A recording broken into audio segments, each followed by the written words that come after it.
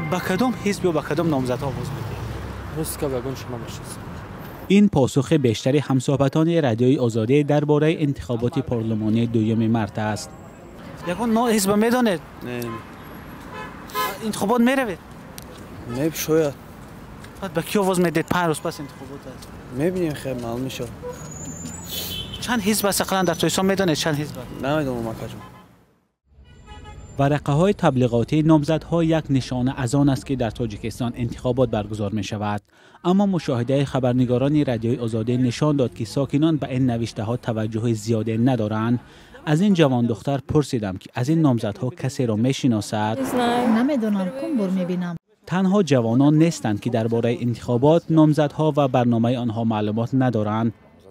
این ساکن پنجکن میگوید که نمیداند که از جای زیستی او کیها نامزد به کرسی وکیل شدند. با کی آواز میدید و با کدام حزب؟ با حزب خلقی دموکرات و حزب امام رحمان. حزب خلقی تاجیکستان. نامزد کی است؟ نامزد حزب. نامزد رحمان. این حزب از روی خط حزبی 28 نفر پیشنهاد کرده است. کدامش میشناسید اقلا؟ خب درباره برنامه حزب چی میدانید؟ برای بهبودی پیشروی خلق من میکند این خلق باید حزب اینجا آرامی. دفتر مرکزی حزب کمونیست تاجیکستان. اینها نامزدهای حزب به وکیلی مجلس نمایندگان و مجلس‌های محلی هستند، در حالی که ساکنان در بیرون از انتخابات و برنامه‌های نامزدها اظهار بی‌خبری می‌کنند. نمایندگان حزب کمونیست از حضور گسترده مردم در واخوری‌ها می‌گویند یکم مردم آمادگی خوب دیده است.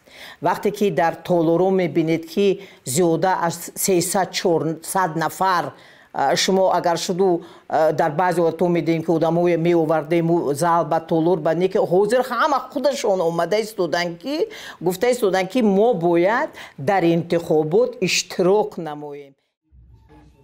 ستاد مرکزی حزب اگرریک یک حزب طرفدار حکومت گفته می شود.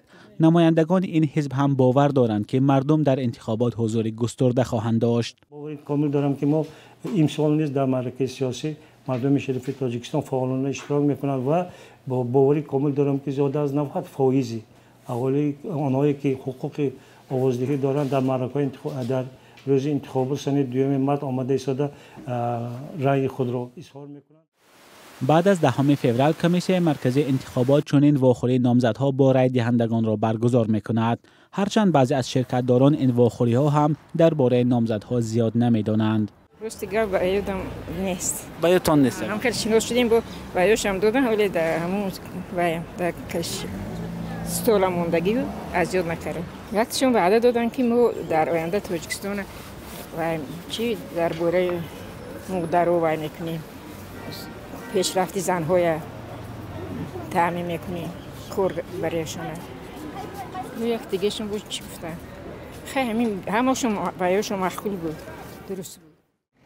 انتخابات پارلمانی در تاجیکستان 2 مارس امسال برگزار می شود. طبق اطلاع رسمی برای دریافت 63 کرسی پارلمان 220 نامزد ثبت نام شدند، اما همه این نامزدها از حزب حاکم یا احزاب رو به حکومت هستند. حزب سوسیال دموکرات که یگانه حزب مخالف حکومت گفته میشد در انتخابات شرکت ندارد. برخلاف انتخابات‌های گذشته امسال ناظران سازمان امنیت و همکاری در اروپا و رسانه‌های مستقل از جمله رادیوی آزادی نیز جریان آوازدهی را نظارت نمی‌کنند. در چنین شرایط معلوم نیست که کمیسیون مرکزی انتخابات و حزب‌های سیاسی برای جلب مردم به آوازدهی چه کارهایی را انجام داده می‌توانند.